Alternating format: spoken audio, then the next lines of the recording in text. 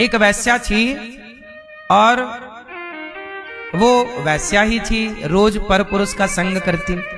एक दिन संत आए तो संतों को देख करके गांव के लोग गए और सबने कीर्तन की, भजन किया, उन्होंने सत्संग कराया। तो वैश्या को लगा चलो आज सब लोग जा रहे हैं, मैं रोज तो सत्संग करती नहीं, आज गुरुजी आए हैं, मैं भी थोड़ा सत्संग कर लेती हूँ। तो बेचारी वैश्या पीछे जाके बैठ गई। कथा हुई, गुरुजी ने बताया कि व्यक्ति जैसा करता है भोगना पड़ता है और व्यक्ति का पाप उसके संग जाता है और पराये पुरुष का संग करना ये सब पाप है, गलत। सब ऐसा प्रसंग रहा होगा, बता रहे थे। तो वैश्या को लगा राम राम राम राम, मैं तो बड़ी पापनी हूँ, गुरुजी के हिसाब से तो मैं बहुत बड़ी पापनी हूँ। तो कथा पूरी हुई गुरुजी की, सब चले गए। तो वैश्या गई, गुरुजी मैं वैश्या हूँ, क्या मेरा उद्धार होगा? क्या मेरे भी सदगति के लिए शास्त्रों में कोई है उपाय? बताओ मैं क्या करूं कि मेरा कल्याण हो जाए, मैं वैश्या हूं। तो गुरुजी ने कहा ऐसा है कि तू आज से वैश्यावृत्ति छोड़ और तू भगवान का नाम जप, कीर्तन कर, श्रीमन्नारायण श्रीमन्नारायण।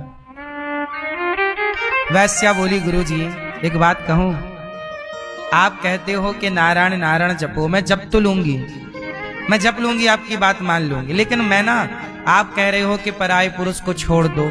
गुरुजी मुझे आदत लग गई है, मैं पराये मर्द के बिना रह नहीं सकती, मुझे ये लत लग गई है, आदत, शारीरिक सुख पाने की आदत लग गई है। गुरुजी ऐसा करो कि मैं नाम तो जप लूंगी, लेकिन बताओ कि मेरा उद्धार कैसे होगा? मैं पर पुरुष को छोड़ नहीं सकती,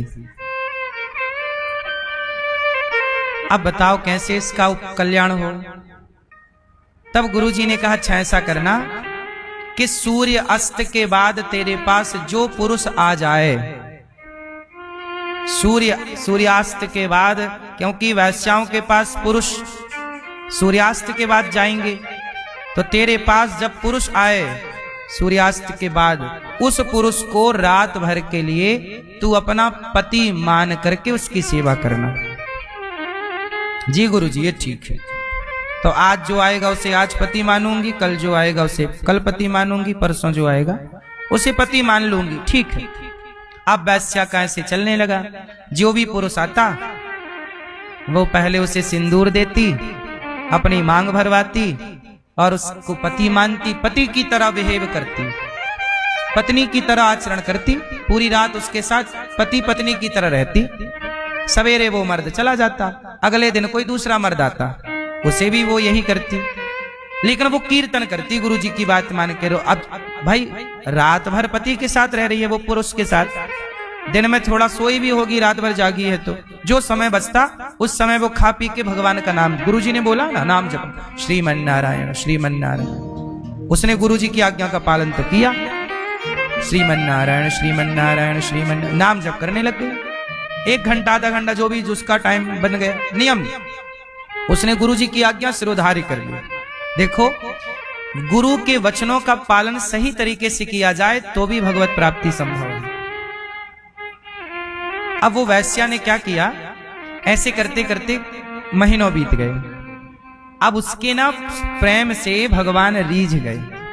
एक दिन क्या हुआ, उसके पति बन के भगवान कृष्ण ही आ गए, भगवान नारायण उसके पति बन के पहुंच गए और लीला चालू कर दी। अब भगवान आए सूर्यास्त के बाद और उसका नियम था जो पुरुष आएगा उसे पति मानूंगी, तो आ गए भगवान पुरुष बन के उस वैश्या के घर। अब उसने कहा मेरी मांग भरो, भगवान मांग भर रहे हैं। अब भगवान के साथ वो रहने लग गई रात को पति पत्नी की तरह। अब भगवान तो क्या लीलाधर हैं। रात हुई तो भगवान बोले सिर में दर्द हो रहा है, वो दवाई ला के लगा रही है, मालिश कर रही है। भगवान बोले मैं मर जाऊंगा। बोली मैं आप चिंता ना करिए नाथ, मैं आपके लिए वैद्य बुलाती हूँ। वो वैद्य को बुलाने गई तो भगवान ने हाथ पकड़ लिया, मत जाओ, तुम चली जाओगी तो हम मर ही जाएंगे, तुम यहीं रहो। सवेरे 4 बज गए तो भगवान ना मर गए, मरने की लीला की, मर गए। अब लो भैया वो वैश्या उसने देखा मेरा पति मर गया, अब पति मर गया, मर भगवान ही लीला कर रहे हैं। उसने ये देखा कि ये गुरु के वचनों पर कितना चल पाएगी आगे। पति मर गया। अब लो भैया सवेरा हुआ, गांव वालों को बोला भैया मेरे पति मर गया। गांव वाले हंसे, वैश्या का पति कब से हो गया? लोग मजाक उड़ा रहे हैं। पर उसने कहा नहीं नहीं, मेरे पति मर गए, ये देखो मर गए हैं, आप ऐसा करो कि शमशान की तैयारी करो। गांव वालों ने कहा भाई कोई मर गया होगा, कोई मर्द आया होगा इसके पास, मर गया। उसकी तैयारी की। अब तैयारी की उसकी, अब इसने भी 16 श्रृंगार कर लिए, वैश्या ने श्रृंगार किया 16, और चली आगे आगे भगवान की अर्थी जा रही है और ये पीछे पीछे जा रही है। गांव वाले बोले कहां जा रही है? बोले मैं सती होऊंगी, सती। अरे तू तो वैश्या है, तू कैसे सती हो जाएगी? ना ना ना, मैं पतिव्रता नारी हूं, ये मेरे पति हैं। मेरे गुरुजी ने कहा था रात को जो आए वो आपके पति, तो सवेरे होने से पहले ये मर गए तो यही मेरे पति हैं और मैं पति के संग सती होऊंगी। अब लो भैया चिता पे उसे भगवान जी को रखा। भगवान जी तो मरने की लीला की, मरे पड़े।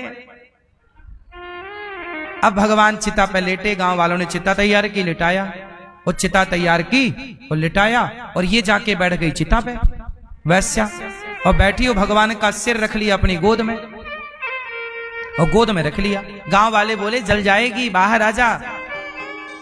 नहीं नहीं नहीं, मैं तो पति के साथ जलूंगी, मेरे पति हैं ये। ले भैया चिता पर बैठी, पति तो मर गए थे। अब गुरुजी ने कहा था नाम जपना, नारायण श्रीमन्नारायण श्रीमन्नारायण, जपने लगे। तो लोगों ने पूछा कि आग कौन लगाएगा तेरे पति को? बोले आप कोई ना लगाओ, आग दूर खड़े हो जाओ।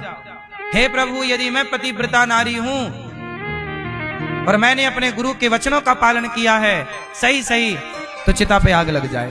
अब भगवान एक आंख खोल के देखे, जब आंख एक खोल के देखे तो वो सचमुच उसके कहते ही आग लग गई। भाई पतिव्रता तो पतिव्रता है, पतिव्रता नारी का अपना ही रुतबा होता है, भजन में तो प्रभाव है ही है। सच्ची आग लग गई उसके तपोबल से, आग लग गई, चिता जलने लगी। और जब जली तो भगवान के पांव में गरम गरम लगा। भगवान बोली तो जला डालेगी। भगवान बोले कोई बात नहीं। अब भगवान को कहां आग वाग लगती है? प्रहलाद को आग लगी नहीं, तो जब भगवान के भक्त को आग नहीं लगी तो भगवान को क्या आग लगेगी? अग्नि तो भगवान का मुख है, ब्राह्मणोस्य मुखमासी, है ना। तो भगवान, अच्छा उसका ना, उसकी साड़ी जलने लग गई, उसका हाथ जलने लगा, लेकिन जल रहा, लेकिन वो नाम जप रही है श्रीमन्नारायण श्रीमन्नारायण। भगवान समझ गए कि पक्की है। अभी परीक्षा ले रहे थे कि गरम लगेगा तो भागेगी, तो उसका हाथ सही में जलने लगा, ये चमड़ी पिघल पिघल के गिरने लग गई। वो नहीं भागी, नाम जप कर रही है। पति मर गए हैं तो मैं भी मरूंगी। ले भैया, अब हुआ ये कि भगवान लेटे थे, भगवान चतुर्भुज रूप में प्रकट हो गए। देवी गंडकी, मैं प्रकट हो गया, तुम्हारी परीक्षा लेने आया था, तुम पास हो गई, तुम्हारी भक्ति तुम्हारे प्रेम को हमने स्वीकार कर लिया, वरदान मांगो। गंडकी बोली प्रभु, जब आपका सिर मेरी गोद में था ना, ऐसा लग रहा था संसार का सारा सुख मिल गया। ऐसी कृपा करो कि सदा सदा के लिए आप मेरी गोद में रहो। भगवान बोले ठीक है, आज से तुम गंडकी और मैं तुम्हारी गोद में शालिग्राम। उसके प्रेम, भगवान के प्रेम में वह पिघल गई और वही पिघल करके गंडकी के रूप में परिणत हो गई। वही गंडकी नदी है, और आज तक मतलब आज भी गंडकी नदी में, गंडकी में शालिग्राम भगवान। हम अभी गए थे गंडकी कुछ महीनों पहले, तो वहां हमने देखा गंडकी नदी ना जाके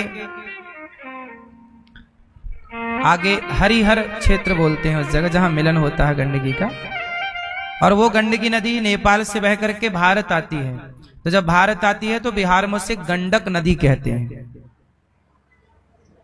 कौन सी नदी? वो बिहार में ही है, वो गंडक नदी कहलाती है। पर वहां बिहार में फिर वहां शालिग्राम जी नहीं है, क्योंकि आगे ना वो त्रिशूली नदी में मिल जाती है।